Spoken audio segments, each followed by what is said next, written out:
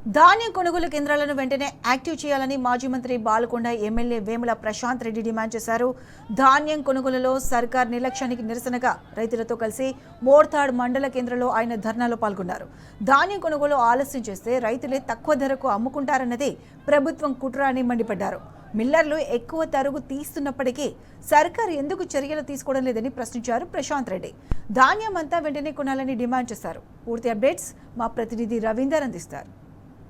రైతాంగ సమస్యలను పరిష్కరించాలని డిమాండ్ చేస్తూ రైతులకు ఎలాంటి షరతులు లేకుండా వడ్లను కొనుగోలు చేయాలని కోరుతూ బాల్కొండ నియోజకవర్గం మోర్తాడ్ మండల కేంద్రంలో మాజీ మంత్రి ఎమ్మెల్యే వేముల ప్రశాంత్ రెడ్డి సారథ్యంలో మహాధర్ణ కార్యక్రమం నిర్వహించారు. మహాధర్ణ కార్యక్రమం అనంతరం పెద్ద ఎత్తున రోడ్డుపై ఇటు నిజామాబాద్ అదేవిధంగా వరంగల్ కరీంనగర్ వెళ్లే రహదారిపై పెద్ద ఎత్తున రైతులు బైఠాయించారు. గత కొద్ది రోజుల నుంచి క్షేత్రస్థాయిలో రైతులు ఎదుర్కొంటున్న ఇబ్బందులపై మాజీ మంత్రి బాల్కొండ ఎమ్మెల్యే ప్రశాంత్ రెడ్డి క్షేత్రస్థాయిలో పరిశీలన చేయడం జరుగుతుంది. ముఖ్యంగా రైతాంగం ఎదుర్కొంటున్న అంశాలపైన ఇవాళ రైతులకు కనీసం రెస్పాన్సిబిలిటీ లేకుండా ప్రజాప్రతినిధులకు రెస్పాన్సిబిలిటీ లేకుండా వ్యవహరిస్తున్న తీరును ఎండగడుతూ ఇవాళ బాల్కొండ నియోజకవర్గ కేంద్రంలోని మోర్తాడ్ మండల కేంద్రంలో పెద్ద ఎత్తున రైతులతో కలిసి ధర్నా నిర్వహిస్తున్నారు. ఈ నేపథ్యంలో ఇటు తరుగు పేరుతో రైస్ మిల్లర్లు పంట జాప్యం కొనుగోలు వల్ల ప్రభుత్వం ఇబ్బంది పెడుతున్నారని ఆగ్రహం వ్యక్తం చేస్తూ పెద్ద ఎత్తున నిరసన కార్యక్రమానికి పిలుపునివ్వడం జరిగింది. ఈ నేపథ్యంలో రైతులు గత కొద్ది రోజుల నుంచి రైస్ మిల్లులు తరుగు పేరుతో వేధిస్తున్నారు.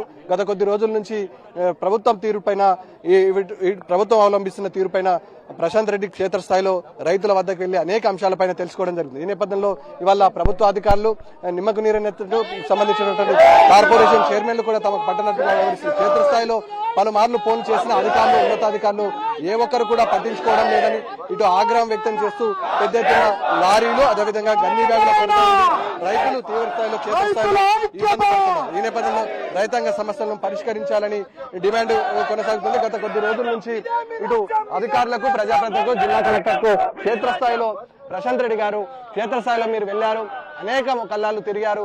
పరిస్థితి ఏ విధంగా ఉంది, దాదాపు కొనుగోలు చేయడానికి ఎందుకు అభ్యంతరాలు తెస్తున్నారు? 20 రోజుల పైగా రైతుల కళ్ళాల్లో ధాన్యం మురుగుతున్నట్టుగా కనబడుతుంది. ఏంది ఇది పరిస్థితి? చాలా దారుణంగా ఉన్నది పరిస్థితి. రైతులు తీవ్ర మనోవేదనలో ఉన్నారు, ఇబ్బందులు పడతా ఉన్నారు.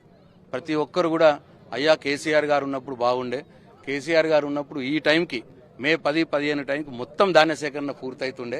ఇప్పుడు 25% కూడా పూర్తి కాలేదు, 75% అట్లే ఉన్నదని బాధపడతా ఉన్నారు.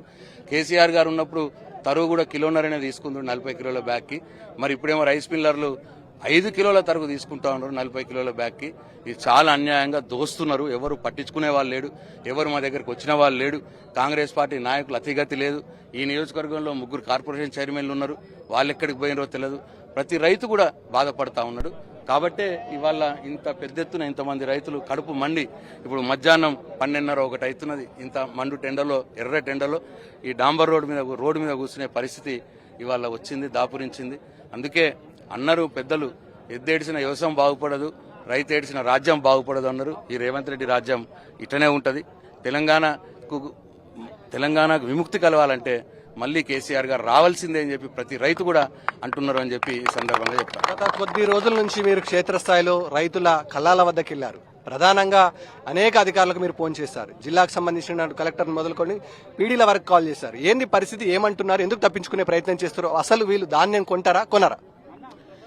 వీళ్ళ మొదల నుంచి ప్లాన్ వీళ్ళది ఏంటంటే ఏదో తూతూ మంత్రంగా కొనుగోలు కేంద్రాలు నడిపియాలి, డిలే చేస్తే కొనుగోలును డిలే చేస్తే రైతులే వాళ్ళే మరి విరక్తి చెంది తక్కువ ధరకు అమ్మేసుకోవాలి.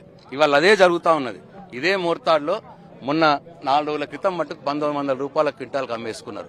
2380 రూపాయలు మద్దతు ధర ఉన్న ధాన్యాన్ని 1900 రూపాయలకు మొన్న అమ్మేసుకున్నారు. నిన్నటికి నిన్న 1750 రూపాయల క్వింటాల్కి అమ్ముకుంటా ఉన్నారు. రైతులు పాపం బలహీన స్థితిలో వెళ్ళిపోయినారు, ఏం చేయలేని దిక్కుచోదని స్థితిలో వెళ్ళిపోయి. ఎందుకంటే పోవట్లేదు, నెల రోజులుగా కుప్పలు లేపట్లేదు. రైస్ మిల్ ధాన్యం లారీలకు వెళ్ళిపోతే కుప్పలు లేపట్లేదు.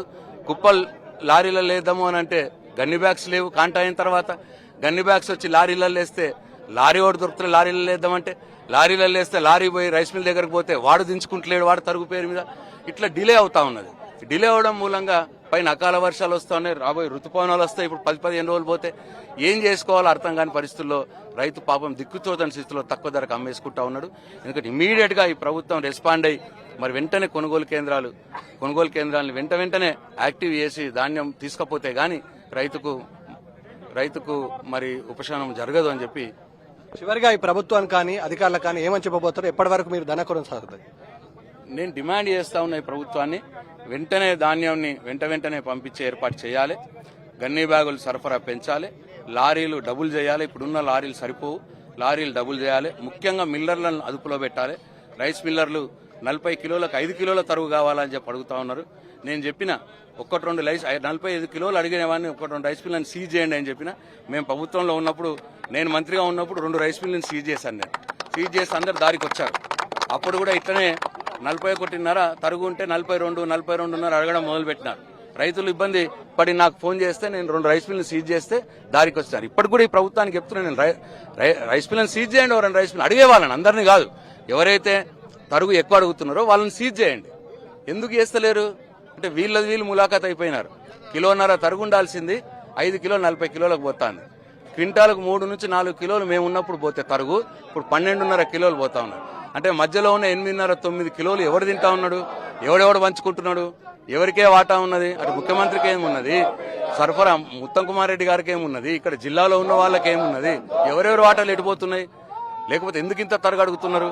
కాబట్టి 41.5 వెంటనే తీసుకోవాలని చెప్పి డిమాండ్ చేస్తారు. మొత్తానికి ప్రభుత్వం దిగొచ్చేంత వరకు నిరసన కార్యక్రమం కొనసాగుతుంది. గత కొద్ది రోజుల నుంచి వాళ్ళ రైతాంగం ఎదుర్కొన్నటువంటి సమస్యలపైన టీఆర్ఎస్ పార్టీ బాధ్యతాయుతమైన ప్రతిపక్ష పార్టీకి వాళ్ళ నిరసన కార్యక్రమం పిలిపించింది. అందులో భాగంగానే బాల్కొండ నియోజకవర్గం మోర్తాడ్ మండల కేంద్రంలో రైతులతో మిట్ట మధ్యాహ్నం రైతులతో కలిసి మహాధరణ కార్యక్రమాన్ని పిలుపునివ్వడం జరిగింది. పెద్ద ఎత్తున ఎలాంటి షరతులు లేకుండా తక్షణమే ప్రభుత్వ యంత్రాంగం స్పందించి రైతులను ఆదుకోవాలి. ముఖ్యంగా గన్ని బ్యాగుల కొరత, అదేవిధంగా రైస్ మిల్ల కొరతను అరికట్టాలి. క్షేత్రస్థాయిలో ఫీల్డ్ లెవెల్లో రైతులు తీవ్ర ఇబ్బందులు ఎదుర్కొంటున్నారు. రైతుల ఇబ్బందులను పూర్తి స్థాయిలో ప్రభుత్వం దృష్టి సారించి వడ్లను కొనుగోలు చేయాలని డిమాండ్ చేస్తున్న పరిస్థితి.